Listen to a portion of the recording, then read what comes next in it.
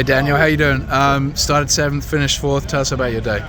It was looks pretty calm whenever you say it that way. That was just kind of a battle. Just struggled a little bit on restarts, a lot of it on restarts myself. Just couldn't figure out how to make the Gates Hydraulic Chevrolet take off and fire off and be in the racetrack enough to just maintain. I didn't want to try to move forward. I just want to try to maintain. I lose 2 or 3 spots every restart, so just did a really bad job. But Josh Graham did a good job tightening it up to help me on the short run. The last stop, and Picker did a good job getting me forward an extra row, and from there we moved forward to 4th, and that was about all we were on pace. So yeah, it's you come to these races, you want to win. Want to get Gates Hydraulics, snap auto here, everyone in victory lane, and we fell short of that, but we overcame some of the early race struggles to have a solid result, which is good at this part of the year. You fired off a little better in that final stage than in the previous restarts, yeah? Yeah, we're just way better from the time we dropped the green flag that last stage. And I could turn the wheel, and prior to that I was super loose, where I was putting myself in dirty air and just couldn't figure out how to minimize the loss. And with a little bit of adjustments, a little cleaner air, we were able to be aggressive and get the 4th, and that's kind of where we were.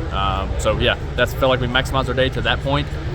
Wish I could have stage 2 back, need a couple extra points, but we were just kind of next best in class. The race for the lead looked awesome for the win. I was just kind of pissed not to be up there battling with them, but we're working hard to try to get there. And six top 5 of the season, you're having a good year so far.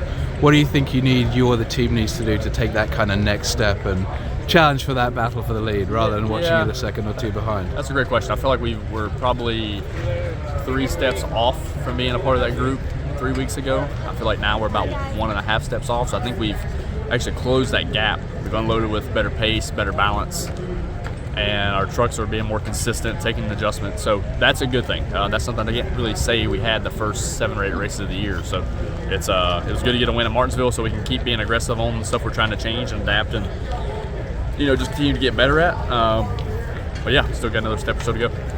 Well, congrats on your finish tonight. Bailey, it's another very solid effort for you tonight, another top 10 this year. Can you just take me through the night? No qualifying. We had a really good starting spot. I was a little worried to start because I feel like we struggled a bit in practice. But these guys made some really good adjustments, and as soon as we fired off, I knew we were going to be just fine. And, just like always here, fighting to get that clean air and fighting dirty air, trying to find your runs and make your passes. But we hung in there all night and came away with the top 10. It's a solid night. Can't thank everyone at Nice, Chevrolet, Precision Vehicle Logistics, Auto Ventive, DQS, Massed Out Technologies, all of them. They all support this team and support me, and hats off to them. It did feel like it was a bit of a track position race. Can you describe how difficult it was to pass? Yeah, you're fighting for that bottom. I feel like in years past here, it was the Fox NBC split. So the Xfinity guys and Cup guys had a full practice before our race, and it really rubbered up the track, and it allowed you to move around.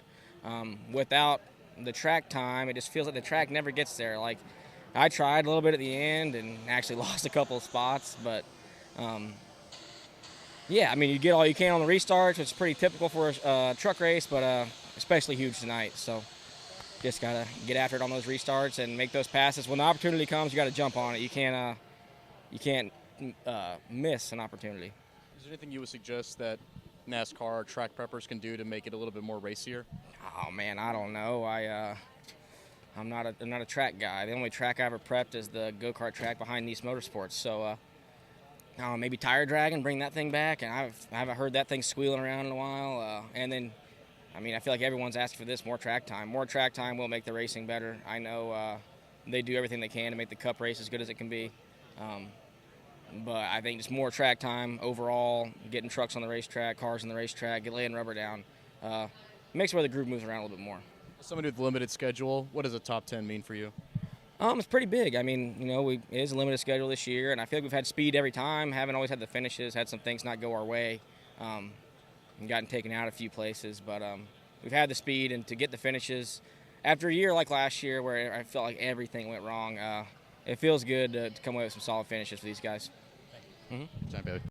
My Place Hotels is proud to be the official hotel partner of Frontstretch. With plush beds, in-room kitchens, and pet-friendly hotels, My Place makes for the perfect pit stop when traveling. Frontstretch fans can use promo code Frontstretch to save 10% on your stay at any of our nationwide properties.